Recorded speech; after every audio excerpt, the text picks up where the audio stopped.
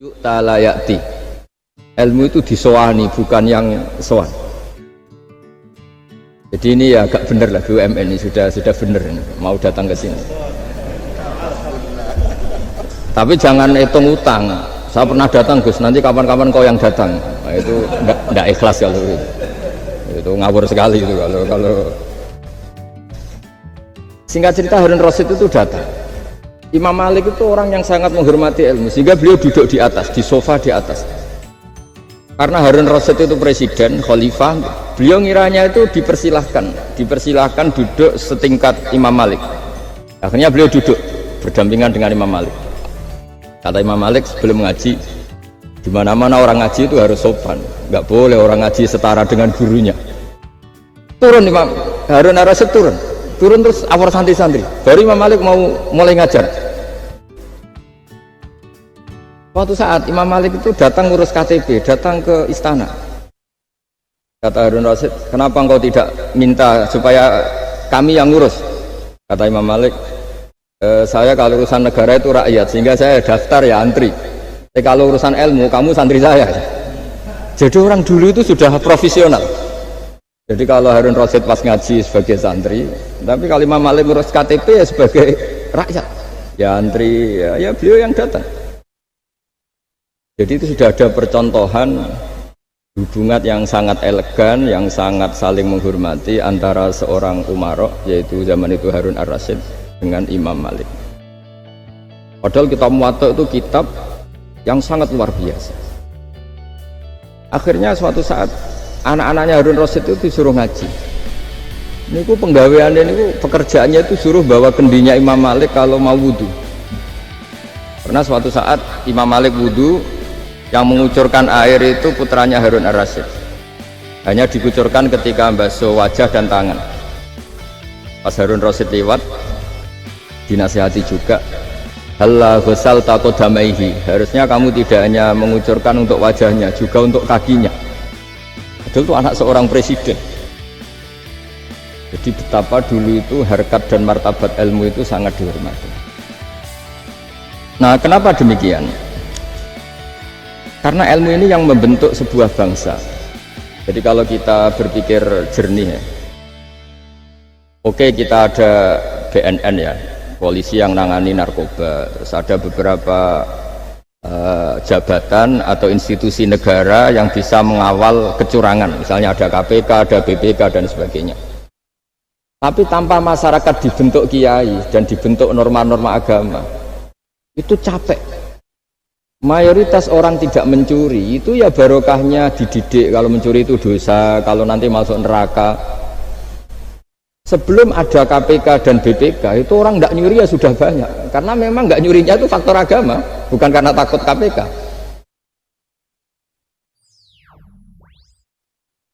Artinya tanpa agama, tanpa nilai-nilai norma, itu nggak bisa kebayang Indonesia.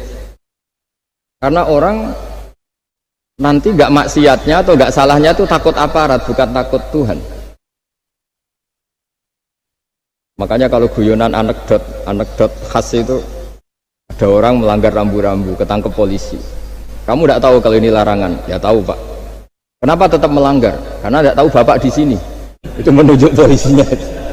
Itu khas Indonesia. Jadi kalau nggak melanggar itu karena takut aparat, bukan karena kesadaran hukum.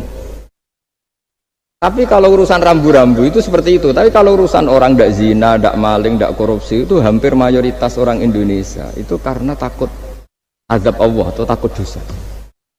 Sehingga di desa terbelakang yang nggak terjangkau polisi atau di daerah-daerah yang sangat terpencil, itu perilaku leluhur, yaitu tidak nyuri, tidak zina, tidak apa, itu ya tetap jalan. Karena mereka memang dididik oleh agama. Sehingga keinginan kita terbesar adalah bahwa sesuai konsep Imam Ghazali, al ulama wal umara tau'amani. Jadi ada sinergi lah antara ulama dan umara. Dulu biasa raja-raja itu ngaji sama ulama, tapi ulama juga biasa antri di kerajaan untuk ngurus administrasi negara. Jadi beliau-beliau ya bisa sebagai rakyat, tapi juga sekaligus sebagai guru. Karena beliau-beliau ini orang-orang yang bisa menanggalkan egonya. Lalu kenapa kerajaan dulu itu begitu kuat? Ada contoh paling populer dalam mengelola negara, yaitu Umar bin Khattab.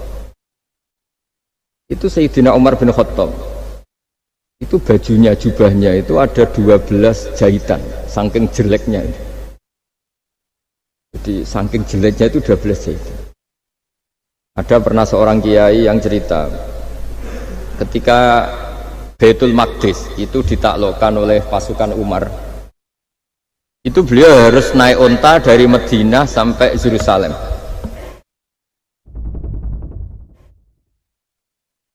Karena kerajaan yang ditaklukkan itu membayangkan Umar itu seorang presiden, seorang khalifah, pasti wah. Itu ternyata pas sampai gerbang Yerusalem itu Umar itu yang nuntun unta. Karena ketika unta itu hanya satu, sama pengawalnya bilang, saya mau naik unta asal gantian. Ya 2 kilo Umar naik, 2 kilo ajudannya yang naik, sampai lepas mau pintu gerbang itu pas giliran Umar yang nuntun. Kata ajudannya, kali ini jenengan yang naik saja. Enggak, saya enggak mau bohong. Jadi yang disambut ya ajudannya, karena ajudannya pakaiannya lebih bagus dan Umar pakai tadi jubah yang berjahit 12. Jadi betapa orang-orang dulu itu ketika jabat itu malah tasawuf. Karena tadi dipandu oleh agama. Setelah itu ada beberapa sahabat yang usul, ada pesta gitu, karena ini hari kemenangan. Kata Sayyidina Umar, Inna Allaha ta'ala ayyara qauman faqala adhabtum thayyibatikum fi hayatikumud dunya wastamta'tum biha.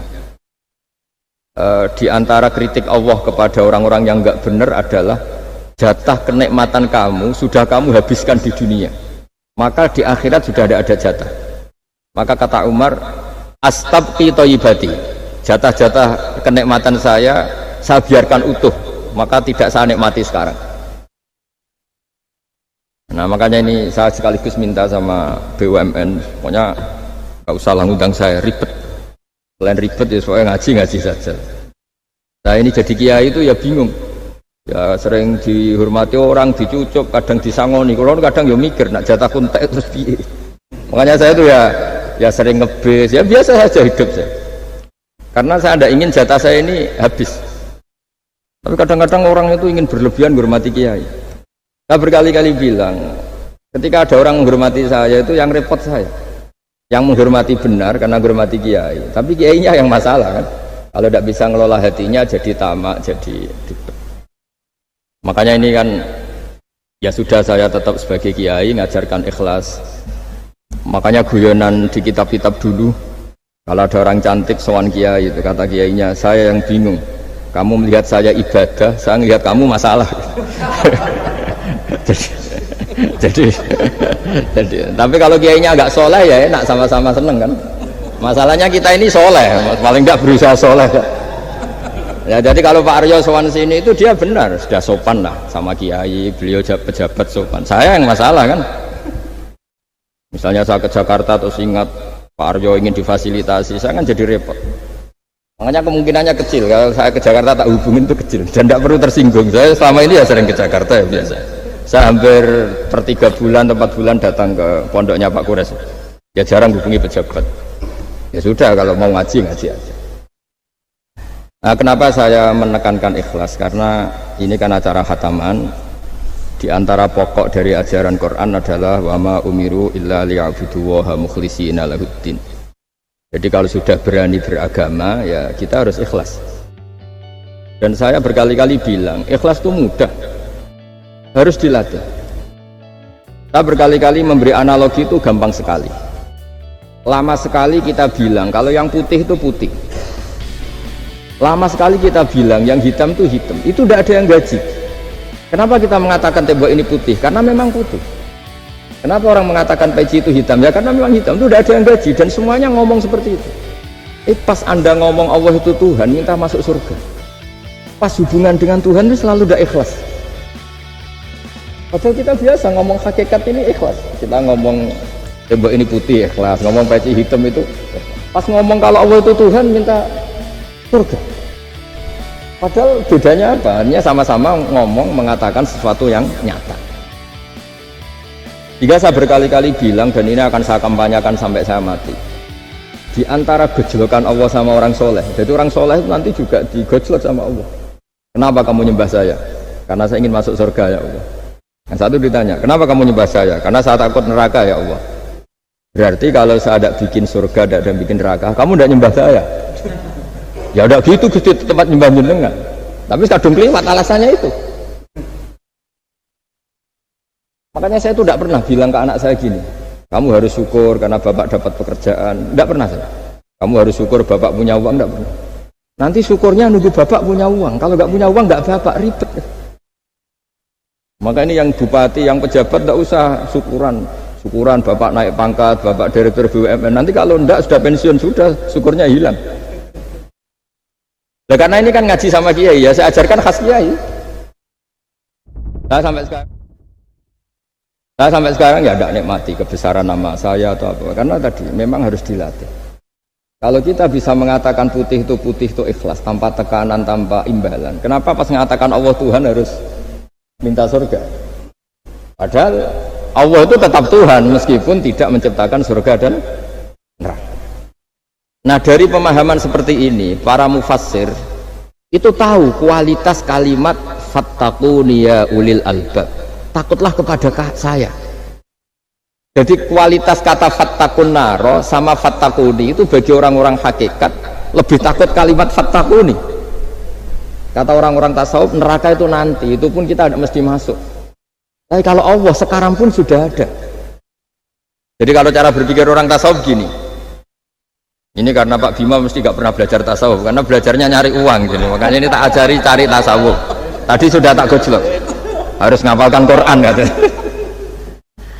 Kalau cara berpikir tasawuf itu gini, surga dan neraka itu muajjalah, itu nanti. Kamu nyembah Allah ingin masuk surga, takut menghindari maksiat atau takut sehingga tidak maksiat karena takut neraka. Dan surga itu simbol ridhonya, neraka simbol bencinya, sukhtunya Allah. Kata orang-orang tasawuf, cara berpikir Allah itu sudah ada sekarang, mulai dulu sampai sekarang Allah sudah ada. Kalau Allah sudah ada, berarti Allah sekarang ya bisa berstatus ridho ke kamu atau berstatus benci ke kamu. Kenapa takutnya nanti? Wong Allahnya sekarang kok takutnya? Ya sekarang juga, kamu harus amal tuh nakdan tuh cash. Allahnya ada sekarang, ya ibadahnya harus ada sekarang. Makanya kata orang-orang tasawuf, andaikan Allah tidak bikin surga atau neraka, ya saya tetap nyembah, karena surga itu simbol ridhonya. Bahwa surga itu nyata ada, ya nyata ada, dengan segala fasilitasnya itu nyata ada.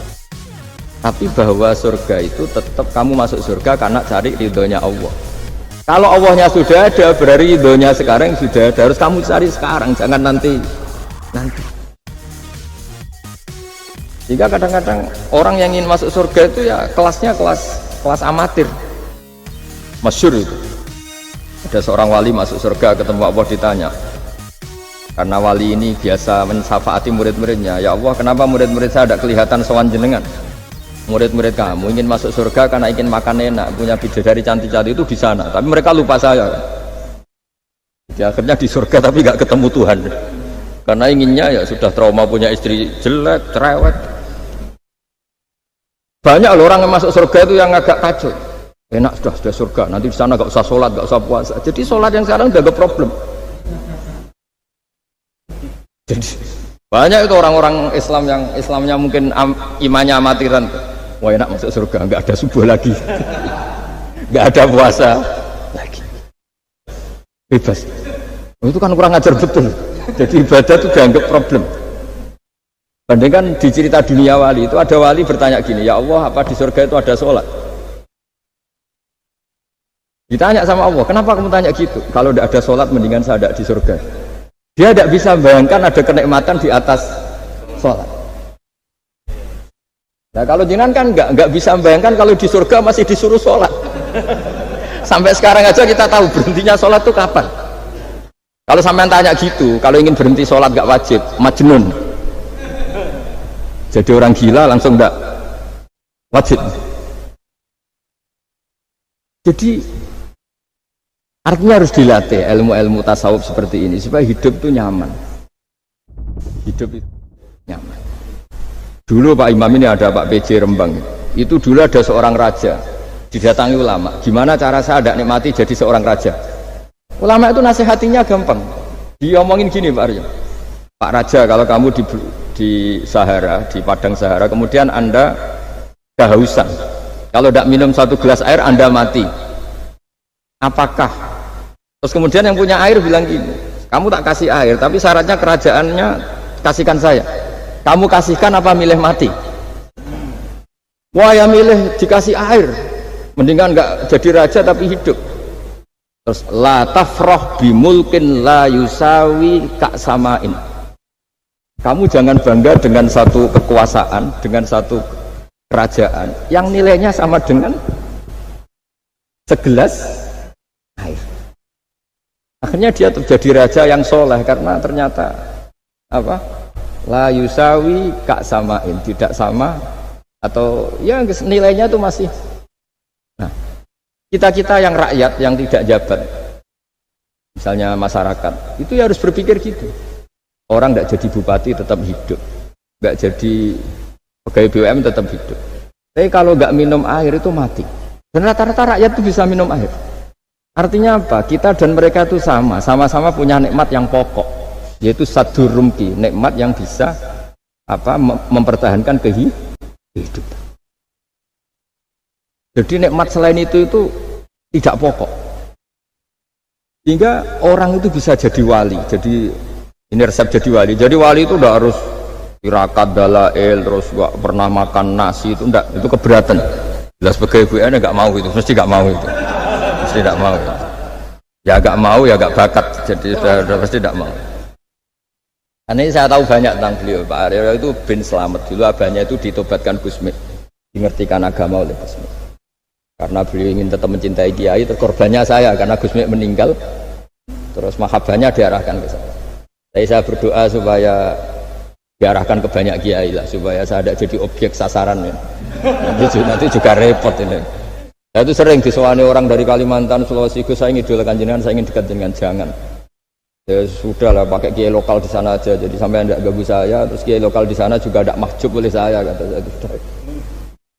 Saya teruskan ya. Jadi dulu para raja itu dilatih oleh ulama, termasuk dilatih begitu. Kamu punya kamar 1000, kalau tidur per 5 menit ganti kamar, karena eman sudah dibikin kok nggak dipakai. Nggak juga, punya kamar 1000 yang dipakai hanya satu. Ngapain punya 1000 yang dipakai hanya? Punya baju satu lemari yang dipakai hanya satu.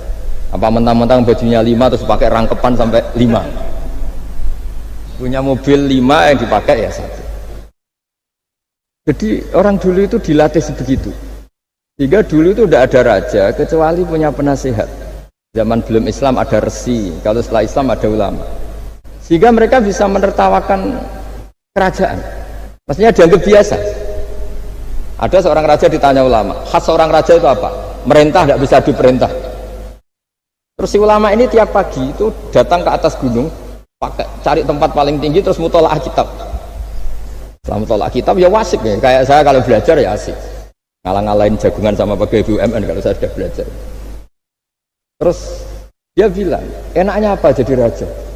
Saya di sini nggak ada yang memerintahkan saya, berarti saya dengan raja sama.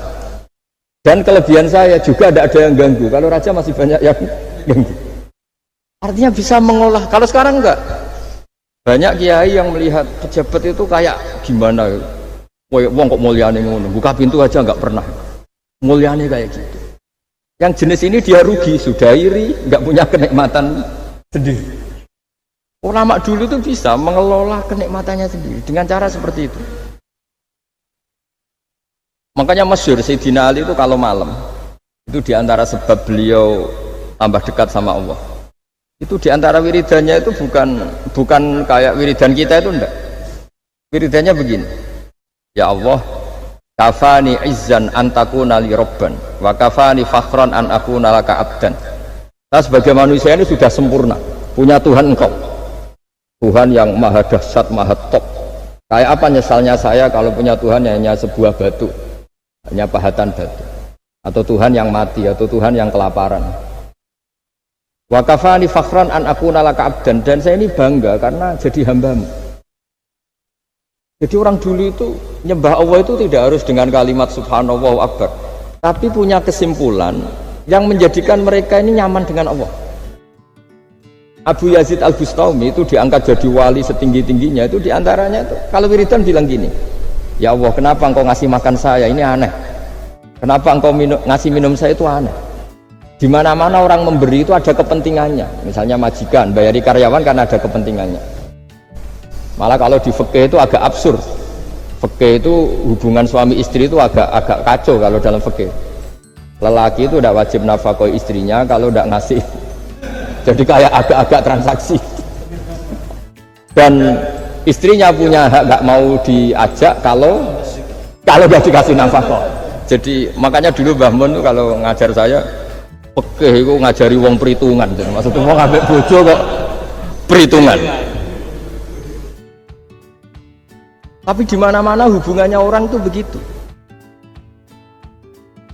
Wong kenal kiai, nak orang meloro kiai diatur ngene iki ora marem. Singkat cerita Bu Yazid itu tuh, ya Allah engkau zat yang luar biasa, engkau tidak butuh saya tapi ngasih saya. Ini fenomena aneh. Di mana-mana orang ngasih itu ada kepentingannya, apalagi pilkada. Wah itu tambah banyak kepentingan ya. Artinya dia bisa mensifati Allah dengan cara yang nggak kebayang orang lain.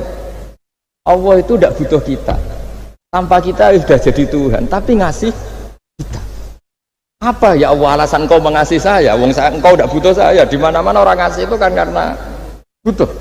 Misalnya kamu ngasih anak, apapun alasan ikhlas Anda ini karena nyaman, anak ini menjadi hiburan, tetap seneng ya.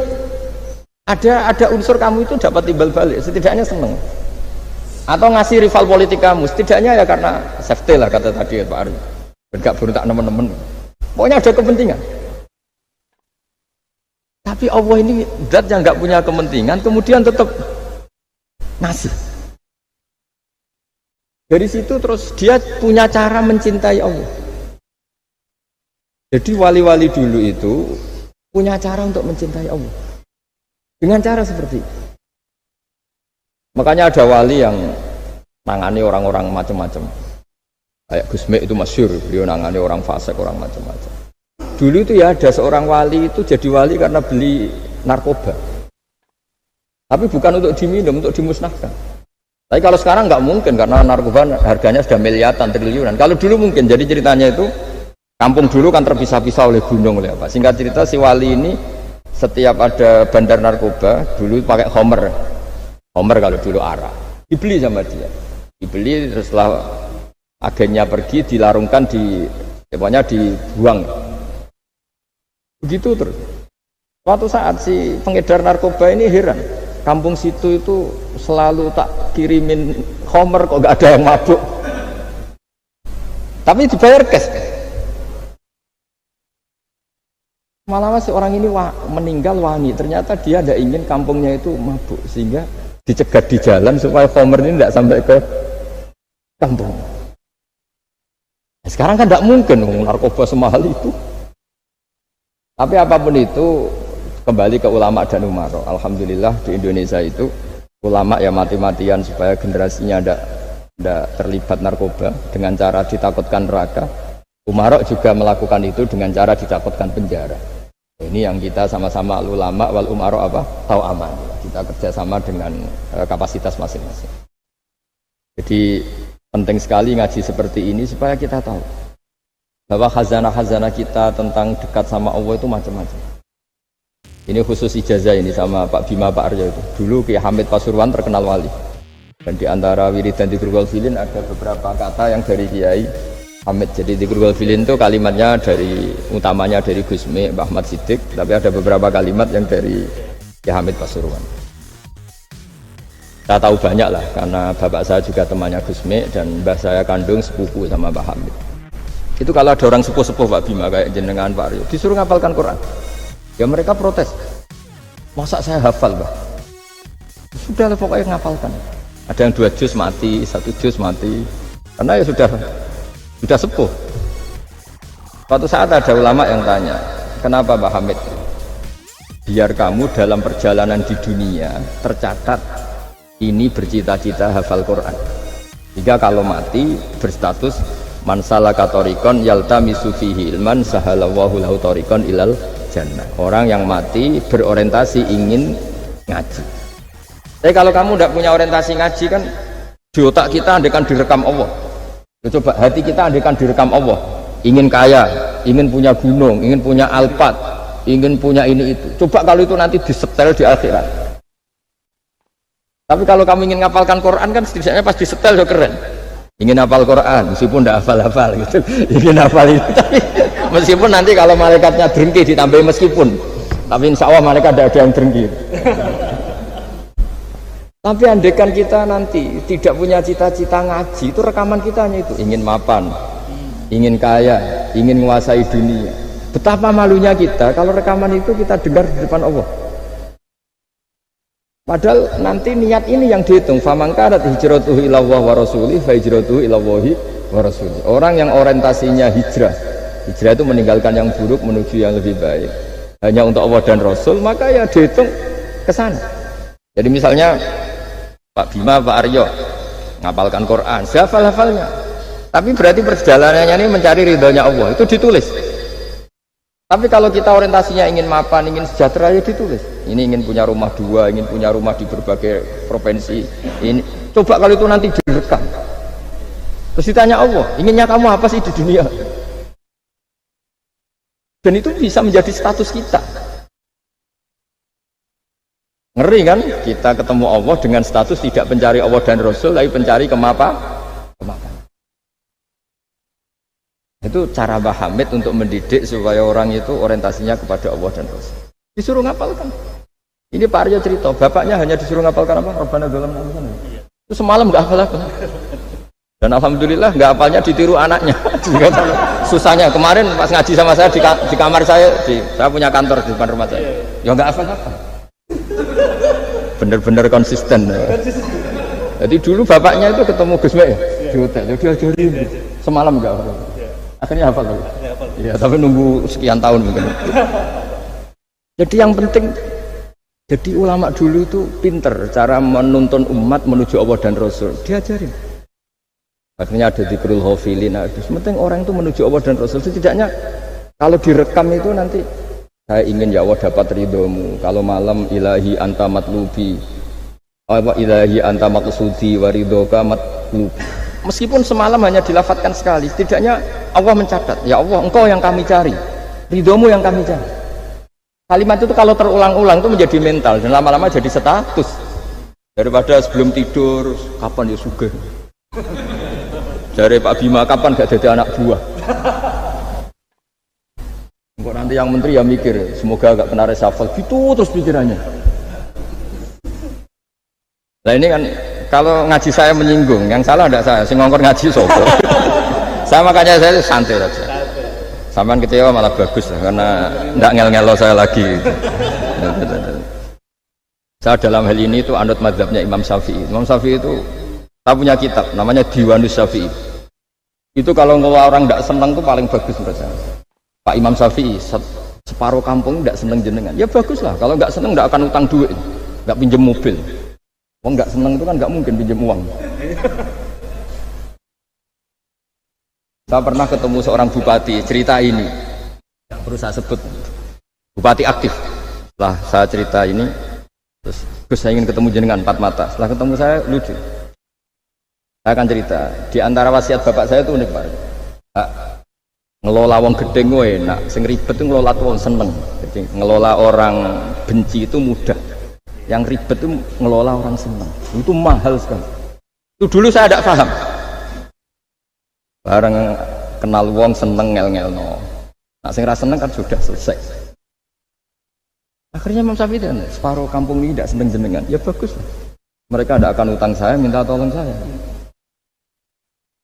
Artinya orang dulu itu jadi yang seneng dikelola untuk teman kebaikan, yang nggak seneng dianggap menjadi harga itu murah. Singkat cerita terus bupati ini datang ke saya cerita.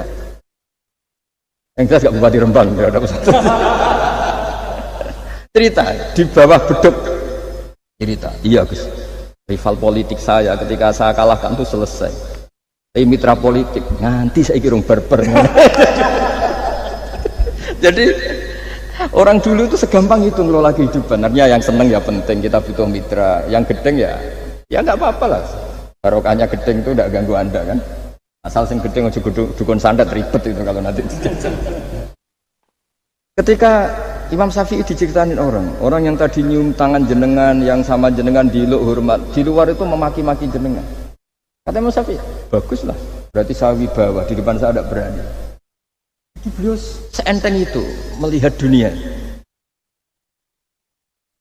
Jadi orang dulu itu, makanya mereka gampang jadi wali, karena radhiyallahu anhum wa radu an. Jadi orang yang melihat Allah itu sudah ridho, ya sudah. Nabi Musa itu kekasih Allah, kalimullah. Itu orang Israel, itu yang gedeng yang ngel-ngel, no. Yang seneng yang ngel-ngel, no. Malah paling ribet kalau ngadepi orang Israel. Singkat cerita Nabi Musa itu bilang gini, ya Allah kasih saya ijazah, yang dengan ijazah itu orang terbungkam semua, tidak bisa ngeritik saya, tidak bisa mencibir saya, tidak bisa ngata-ngatain saya.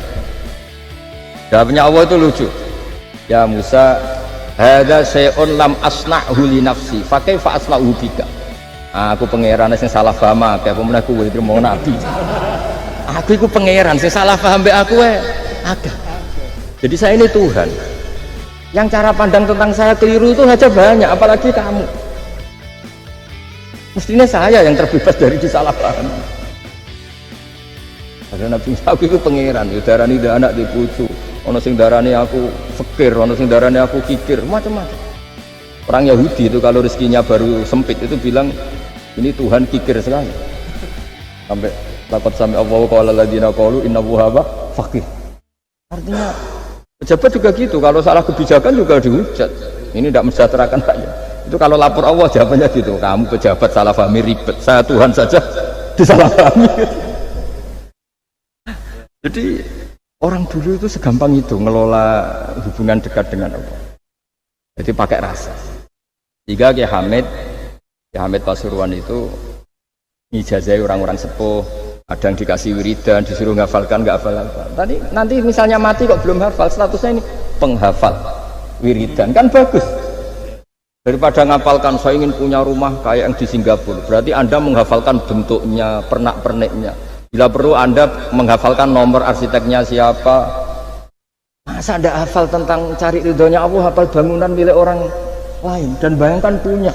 Kalau Anda mati pas seperti itu, berarti tujuan kamu ya untuk seperti itu. Itu famangka ada hijratu ila dunya yusibuha aw imra'atin yang kihuha fa hijratu ila ma hajara ilaih. Jadi nanti kita mati itu distatuskan sesuai komitmen kita ingin apa, itu status kita. Jadi kalau kita ingin punya rumah mewah kayak yang di Singapura, kayak yang di Amerika, kayak di Eropa, itu terekam di otak kita, terus kita ngapalkan arsiteknya namanya siapa, itu di rumah mana, terus kita angen-angen ada arsitek yang kita bawa ke sana supaya niru. Untuk kita loh, untuk pribadi, nggak tahu saya kalau nanti untuk negara, nanti dibantah BUMN, untuk negara gimana, mungkin masih mendingan kalau untuk negara.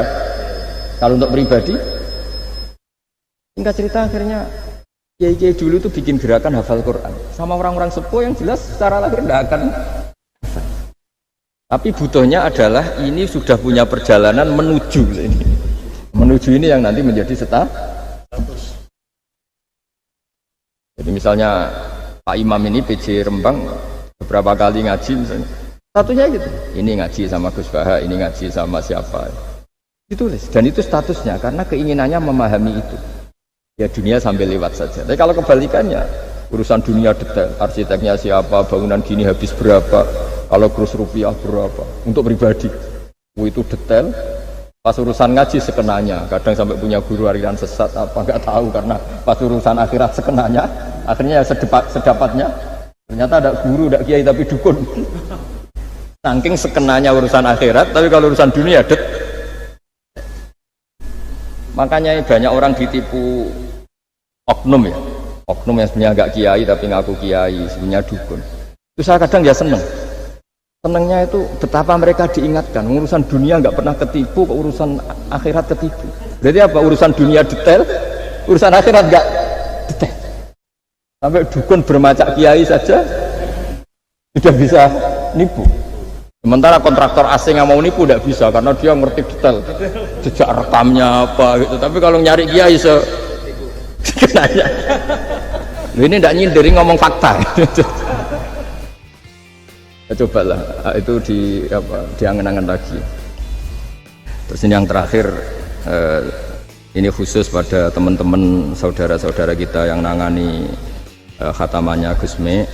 Saya tadi ngasih naskah ke Pak Aryo supaya sampai ke beliau-beliau. Saya yakin beliau-beliau sudah punya, tapi supaya ini tambah mantap bahwa kita saling menguatkan. Ini saya baca ya. Ini kitab yang dipakai referensi tim lajnah penerbitan mushaf Arab Saudi dan seluruh dunia, termasuk saya. Jadi tradisi khataman kita, tadi kan kita bicara khataman. Ya saya ulang lagi, tradisi khataman kita itu kan justru ditutup dengan wa ulaika humul muflihun. Ya. Jadi tidak minal jinnati wan nas, tapi diakhiri wa ulaika humul muflihun. Jadi khataman kita misalnya minal jinnati wan nas, biasanya yang baca Quran terus baca Fatihah, terus awal Baqarah sampai wa ulaika humul muflihun. Nah tujuannya adalah supaya kalau khatam itu memulai lagi. Ya, kalau langsung an-nas minal jinnati wan nas berarti dia bangga dengan berakhirnya baca Quran. Pertanyaannya, kan Anda ketemu Allah, seneng ya jagungan mau aku sebar. Betapa buruknya kita jadi hamba. Kayak kita dulu ketika ngaji, nah baru hure ngajinya wis bar, berarti nganggep guru itu problem. Makanya bangsa Indonesia itu ya agak lambat pinter, karena sekolah juga dianggap problem. Pas masuk merengut, waduh sekolah. Pas bubar seneng, waduh sekolah. Jangan-jangan kita sholat juga gitu, ono adzan, waduh adzan. Jadi ini belum makam wakuroto ini sholat, padahal cirinya orang baik itu menikmati sholat itu. Ciri utama suka ilmu ya nikmati pelajaran, enggak ini pelajaran bareng guru, waduh udah gitu matematika lagi, waduh. Nah, kita baca Quran harusnya asik karena di situ munajat sama Allah. Ketika selesai harusnya nyesal, waduh baru asik sama Allah kok sudah selesai. Dan Allah punya alasan untuk menyalahkan kita karena kita misalnya baru seneng-senengnya pacaran misalnya kan tidak mau akhir. Kenapa pas seneng Allah seneng berakhir? Nanti kalau kamu ditanyakan gitu tidak bisa jawab. Nah, pakai analogi itu makanya jangan pernah merasa akhir kalau baca Quran. Minal jinnati wan nas, terus baca Fatihah, terus memulai lagi. Wa ulaika humul muflihun. Sebagai bukti ya Allah, ini khataman sementara. Tapi saya akan berlanjut lagi, terus dimulai betul. Jika ijazah kiai-kiai kuno kalau orang haji atau umroh itu supaya kuat haji lagi, kalau ijazah kiai kuno itu sederhana. Disuruh ngomong gini, "Bah, Ka'bah, ini saya mau pulang, miliki rumah, nanti kesini lagi." Kayak gitu, sudah Pak. Jangan setelah selesai ibadah haji seneng karena mau pulang. Berarti ibadah dianggap problem, rumah dianggap segala-galanya.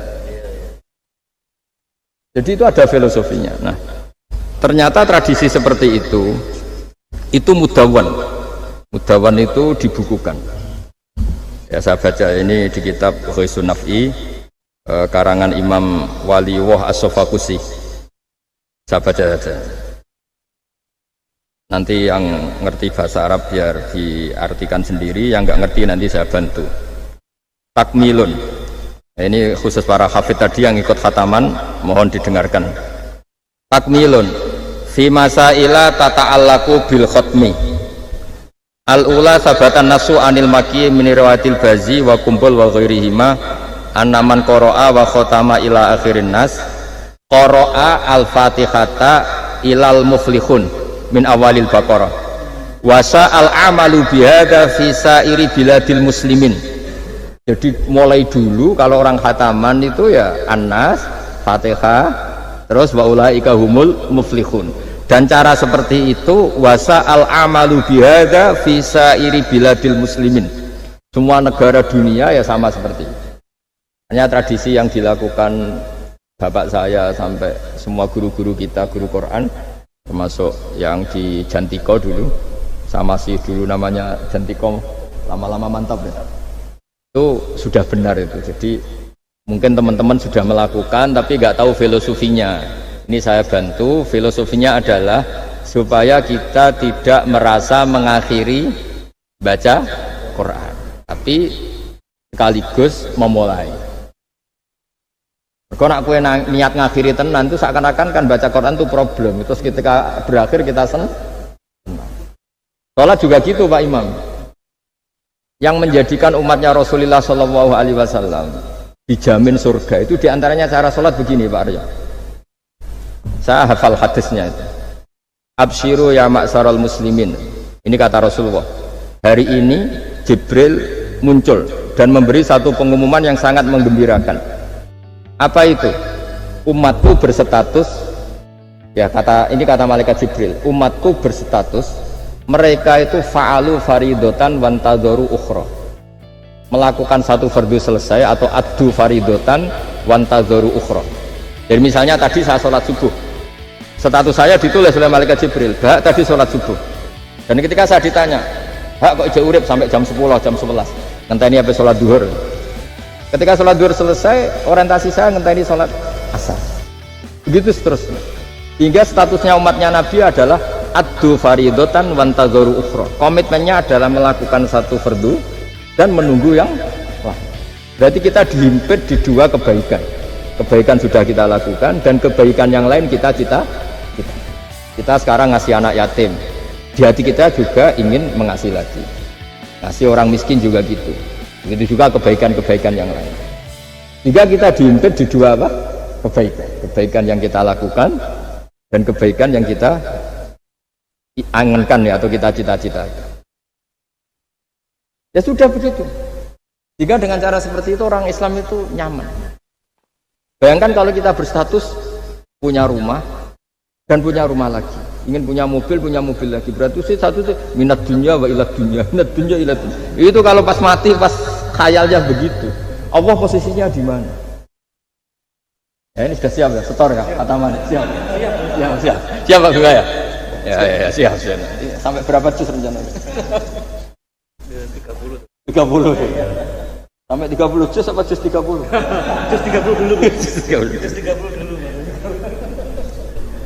Jadi sampai segitunya guru-guru kita memandu, makanya terus dilatih dzikrul ghafilin, dilatih apa supaya kalau kita biasa pergi kembali, misalnya rombongan kembali, mungkin kita istighfar. Buat sekali-kali rombongan datangin khataman Quran, datangin acara-acara, sehingga ada perbandingan. Nah, setidaknya saat kita salah itu tidak status, tapi zallah, bawaan manusia. Tapi status kita adalah faman kana hijratuhu ila Allahi wa rasulih fa hijratuhu ila Allahi wa rasulih. Nah, kemudian kenapa itu menjadi perilaku masif di seluruh dunia? Kalau khataman justru ditutup oleh awal Baqarah. Kan agak aneh khataman kok ditutup dengan permukaan atau permulaan. Ya. Itu terus beliau ini di beberapa kitab diterangkan anna rajulan qala ya Rasulullah ayul a'mali afdalu. Amal terbaik itu apa ya Rasulullah? Qal alaika bil halil murtahil. Terus wa ma halul murtahil? Qal sahibul qur'ani kullama halla irtahala. Amal terbaik itu adalah amal setelah selesai ingin melakukan lagi. Apa itu? Orang yang menghafalkan Quran atau membaca Quran atau khataman Quran setelah selesai langsung dimulai lagi. Ini di sini diartikan kullama faragha min khutmatin syara'a fi ukhra. Jadi satu khataman selesai kemudian lanjut lagi. Ya kan kalau kita misalnya orang kaya ke Singapura wisata, kan langsung mungkin sudah punya brosur lagi, mungkin mau ke New Zealand atau apa. Kenapa pas urusan khataman enggak gitu? Jadi manusia itu yang benar gitu. Jadi ya kira-kira gitu. Jadi ini teman-teman yang sedang khataman, bahwa perilaku Anda sudah benar. Memang mulai dulu zaman Rasulullah SAW sampai sekarang memang justru khataman itu ditutup dengan wa ulaika humul muflihun sebagai bentuk komitmen kita bahwa kita ingin memulai lagi, bukan berakhir di situ. Saya kira demikian. Assalamualaikum warahmatullahi wabarakatuh.